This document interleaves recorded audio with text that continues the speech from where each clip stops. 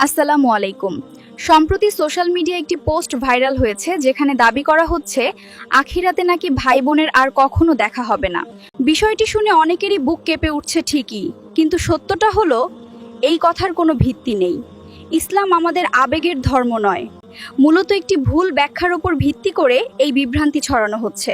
পবিত্র কুরআনের সূরা আবাসাতে বলা হয়েছে যে হাসরের কঠিন বিপদের সময় মানুষ ভয়ে ভাই বোন মা বাবা থেকে দূরে পালাবে, কিন্তু এর অর্থ এই নয় যে তাদের আর কখনো দেখা হবে না।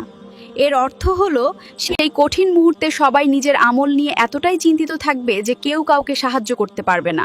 এটাকে চিরস্থায়ী বিচ্ছেদ মনে করা সম্পূর্ণ ভুল। এবার আসি আসল সুসংবাদে।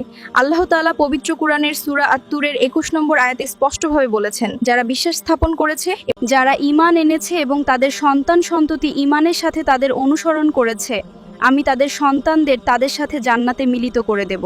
অর্থাৎ যদি পরিবারের সবাই মুমিন হয় তবে আল্লাহ অবশ্যই তাদের জান্নাতে একত্রিত করবেন।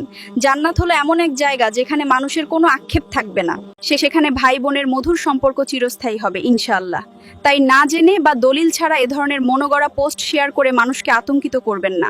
শেয়ার করার আগে অবশ্যই সত্যতা যাচাই করুন। আসুন আমরা সঠিক দিন শিখি এবং অন্যদের শিখতে সাহায্য করি। ভিডিওটি শেয়ার করে সবাইকে সঠিক তথ্যটি জানিয়ে দিন। ধন্যবাদ।